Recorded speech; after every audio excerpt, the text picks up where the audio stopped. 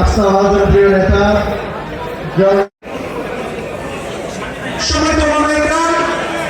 এবং রাজনৈতিক ব্যক্তিবর্গ ও সুদীজনের সম্মানে ইসলামী আন্দোলন বাংলাদেশ মহানগরের উদ্যোগে আয়োজিত ইফতার মাহফিলের পর্যায়ে প্রধান মেহমানের গুরুত্বপূর্ণ বক্তব্য নিয়ে আসবেন ইসলামী আন্দোলন বাংলাদেশ কেন্দ্রীয় যুগ্ম মহাসচিব অধ্যক্ষ শেখ ফজলে আলী মাসউদ। বক্তব্য নিয়ে আসবেন অধ্যক্ষ শেখ ফজলে আলী মাসউদ।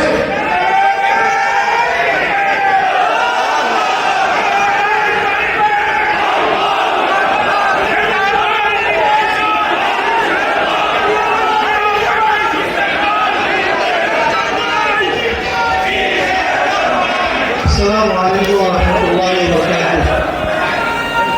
الحمد لله والصلاة والسلام على رسول الله وعلى آله وأصحابه أجمعين.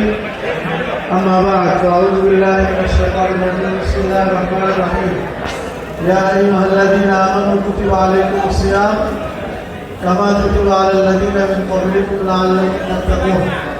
صدق الله العظيم.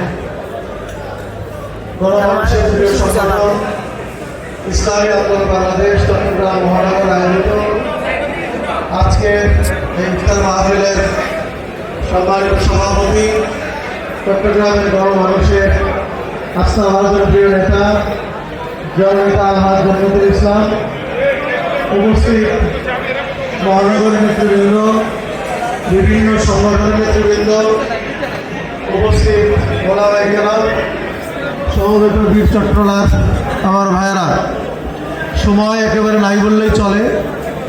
সংক্ষিপ্ত সময় দিয়ে একটি কথা বলি। ইফতারের পূর্বে দোয়া কবুলের সময় আমরা যারা উপস্থিত আছি লক্ষ্য করে শোনার চেষ্টা করি। সে ভাইয়েরা আমার, মাহে রমাদান তাকওয়া অর্জনের মাস, সকলেই আমরা জানি। তাকওয়া কাকে বলা হয়?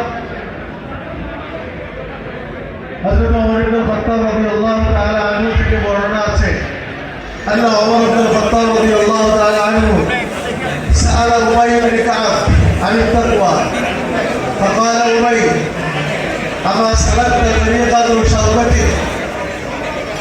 বলতেছেন ওমর ইবনে খাত্তাব জিজ্ঞাসা করলেন, ভাই উবাই, তাকওয়া কাকে বলা হয়? উবাই বললেন, হুজুর উবাই বললেন তাকওয়া বলা হয়। এই তাকওয়া অর্জনের একটা বিশাল সুযোগ আল্লাহ তাআলা আমাদের করে দিয়েছেন। রমজান মাস, সিয়ামের মাস, ধৈর্যের মাস। এই মাস অন্য 11টি মাসে আমাদের নার্সিং করায় কিভাবে আমরা অন্যায়ের বিরুদ্ধে, অসত্যের বিরুদ্ধে, অমানবিকতার বিরুদ্ধে আমরা লড়াই করতে পারবো। আমরা দেখেছি গত 16টি বছর কিভাবে আলেম সমাজের উপর অন্যায় হয়েছে, কিভাবে তাদেরকে বিনা কারণে মামলা দেওয়া হয়েছে, জেলে রাখা হয়েছে, তাদের বিরুদ্ধে গায়েবী মামলা দেওয়া হয়েছে, তাদেরকে বিনা কারণে সাজা দেওয়া হয়েছে।